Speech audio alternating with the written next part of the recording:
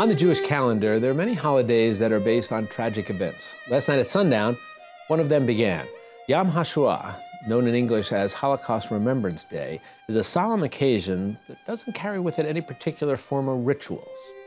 It is a day to reflect on the 6 million men, women, and children who were murdered simply for being Jewish. Now, 70 years after the Holocaust ended, we are left with the task of keeping their memory and their martyrdom alive, as those who survived the death camps pass away can no longer bear witness to the worst atrocity ever experienced in human history. Joining us now with insight into the importance of Yom HaShoah and the role tragedy plays in Jewish life is Rabbi Mark Wiles, founder and director of the Manhattan Jewish Experience. Rabbi, it's nice to have you here with us. Thank you for having me. Tell me how this particular remembrance came into play, came into being.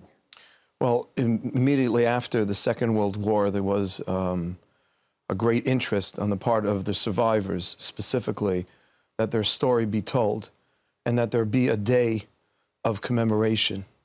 It's interesting because the Jewish people, as you just mentioned, have many days and events, unfortunately, tragic, of persecutions. We have a day already where we commemorate all of those persecutions in the summer, called Tisha B'Av, the 9th of the Hebrew month of Av, when our temples were destroyed. But the survivors wanted a different day only to think about specifically the Holocaust. And is that what is done on this day? It's an opportunity to simply be reflective about the Holocaust? Yeah, there are really no specific rituals. Most in the Jewish community will come to a memorial program to light a candle, maybe to hear about one of the heroic stories of a survivor. That's what the organization I run does each year. We interview a survivor, which I think is the best way to really remember the Shoah, is to hear it from somebody who was there. And as you mentioned, we're getting to a point now where there are less and less survivors alive. And I think it's incumbent on our generation to get as many young people, Jewish and non-Jewish alike, to hear their personal accounts. One of my good friends, a former producer of mine, both of her parents were Holocaust survivors. And it's been an important part of their life to tell their stories. And I know that she has said that her own children know the story. But are we concerned that the next generation, the children of these children, so they would be the great-great-grandchildren, are we concerned that they won't quite understand what it is that their ancestors had to experience? So I'm not concerned that it will be forgotten. But I think the details and the emotion that goes along with what happened will be lost, because if you don't have firsthand accounts and people who were actually there to tell their harrowing stories of survival, it just doesn't make the same kind of emotional impact on people. And I do fear that if we forget the details and we lose the emotional connection, that we won't learn the lessons of the Holocaust. We'll know what happened, but it won't have the impact that it needs to have. What creates a real story is when people give specifics in terms of what happened and when. And the more detailed accounts that we can have, not only from survivors, but historians, about what happened, what led to it, the less deniers can have any real claim. And I think the more we can learn, because Judaism is very big on learning from history. We believe very much in the concept of memory. In Hebrew, we call it zachor, to remember. We recite the Kiddush every Friday night to celebrate our Sabbath, to remember that God created the world in 6 days and rested on the seventh. It's all about remembering. And it's not about living in the past. It's about taking the lessons of the past and applying them in the present so that the future will look different. I do sometimes feel that the Jewish community sometimes has an over-fascination with the Holocaust. How do you mean?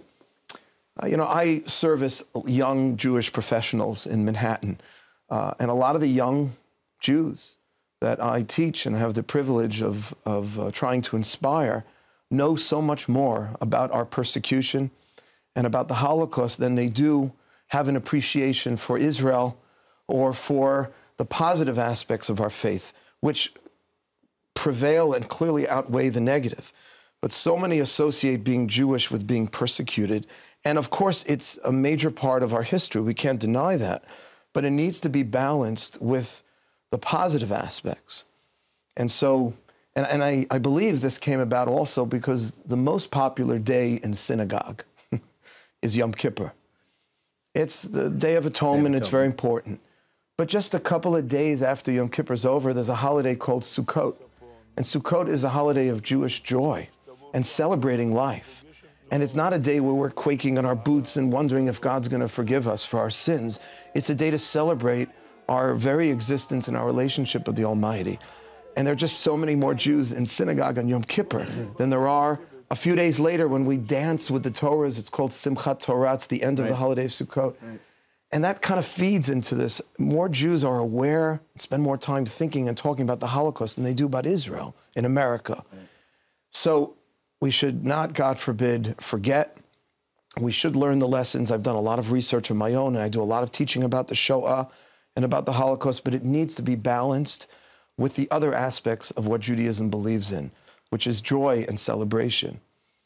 So, you know, that's a little of my concern. And I want to make one other point, which I think is important, that very few people, I believe, are aware of. The 1930s and 1940s in Germany was a time and a place where the greatest cultural and scientific innovation was taking place.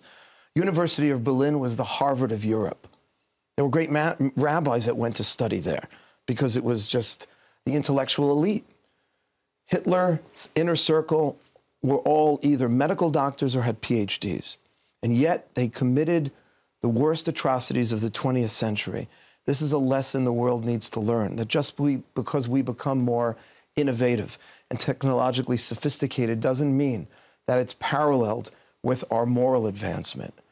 And I think we make that mistake that just because a society is morally advanced, it doesn't necessarily mean that behaviorally or ethically it's where it needs to be. And as we're told often, if we don't learn from our past, we're condemned to repeat it, which is why these conversations are important. Rabbi, thank you so much for spending some time. I enjoyed our conversation. Thank you so much for having me.